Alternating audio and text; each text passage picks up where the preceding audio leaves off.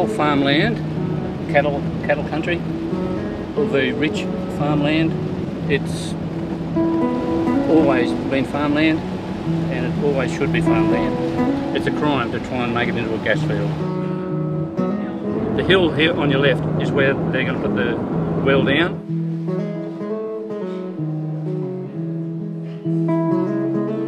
Anything that happens here is due to the government's policy and how they're forcing a really industrialised landscape on an unwilling population. Peering through dusty broken windows, the gravel slides beneath my shoes.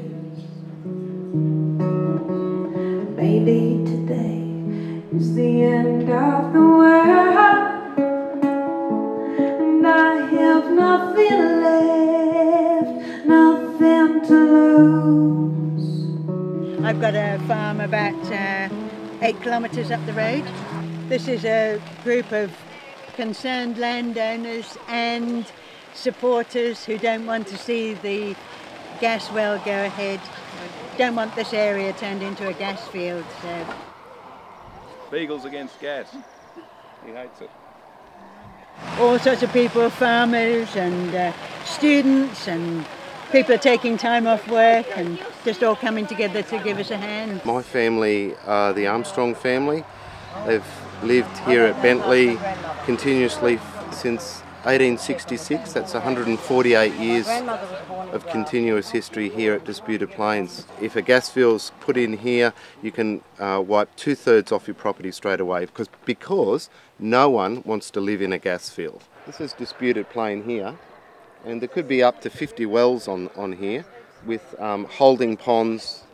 A quarter of this plain could be taken up with holding ponds for water, for the water that they bring out of the coal seam.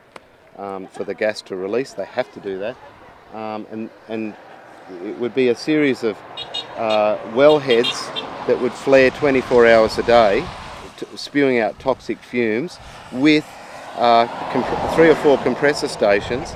If anyone's been up to Tara and seen the level of industrialisation they have, it's just not appropriate. The field that they're exploring here is called tight sands. That's the type of geology that the gas is trapped in. 99% of the time in a tight sands, unconventional field like this, they need to frack, which is called hydraulic fracturing, where they will pump a lot of chemicals down into the sandstone and fracture it, so that gets the gas to flow. Rouse Water Future Water Strategy's just been released this week, and from 2020 we'll be reliant totally on groundwater. We're only 10 kilometres above the water table, and that means that all the villages around here that will be relying on this groundwater could be drinking, using contaminated water. So there's various ways of the water being contaminated.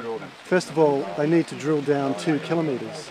So any aquifers on the way down, they're going to have this drilling down through them, and if there's any salt water or anything below the good freshwater aquifers, they can be joined to the freshwater and to the salt contamination.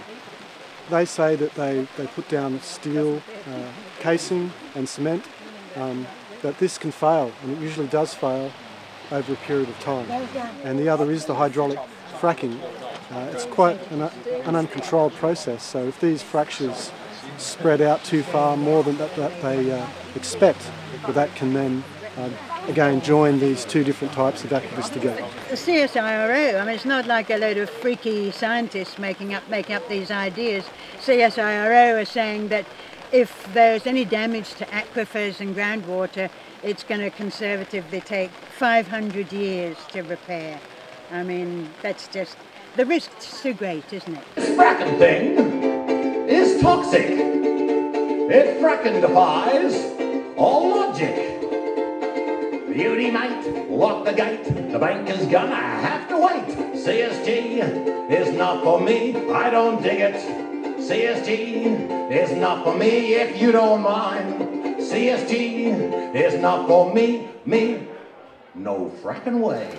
Well, we're at the Bentley Hall, which is just down the road from the Bentley Blockade, which is where there is the site of a proposed coal seam gas rig will go in. And we're doing the first of a few concerts that we're going to put on here to try and raise awareness and get people involved in the fact that you can come and express your opposition to coal seam gas at Bentley. And we're locking the gates, and we're locking those gates, trying poison our land, but we won't let you mate. We're locking those gates, yes, we're locking those gates, and they're gonna stay locked so you can't desecrate. And we've done concerts in Wollumbar and Sydney and in the gasfields of Tara. Don's Party, yeah, we did pop-up. So we've done all sorts of concerts. I mean, we're Aussies against fracking, and fracking is actually a way to get gas out of a coal seam, but it's also an attitude. And so we oppose the attitude to fracking, which is you can just keep taking what you want from the planet and there'll be no repercussion.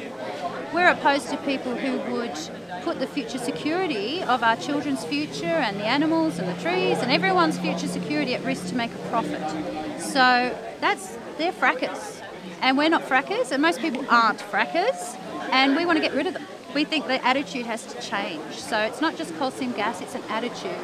We've got a government that's clear hell-bent on rolling out gas fields across New South Wales. We've got an ex-minister, Harcher, being investigated by ICAC. We've got an approval just today to fast-track the Pilliga gas project by Santos, which means clearing the Pilliga scrubland and putting in about 800 to 1,000 coal seam gas wells and then spreading like a cancer throughout the northwest. I think people at these blockades, and there's a lot of anxiety and people get very fearful and you know, and they've got every right to, you know, to be really fearful about what's happening. But this kind of evening gives people the opportunity to get together and to celebrate and to realise and remember what we're here for and to grab a little hope, you know, that it's winnable and that we can do it, you know.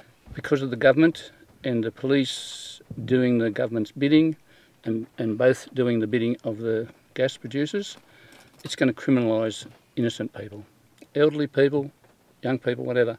But people who have never broken the law in their life will be criminalised for no good reason, just that they want to look after their land. What the state government, the federal government and Magasco have done to our community, they've made it so strong. We are so connected now. It's not perfect, it never will be, but we are so connected. Here is do or die for Magasco. If they can prove this is good, as far as gas production, they've got something to sell. If we can stop them doing that, they've got nothing to sell, and they are had it.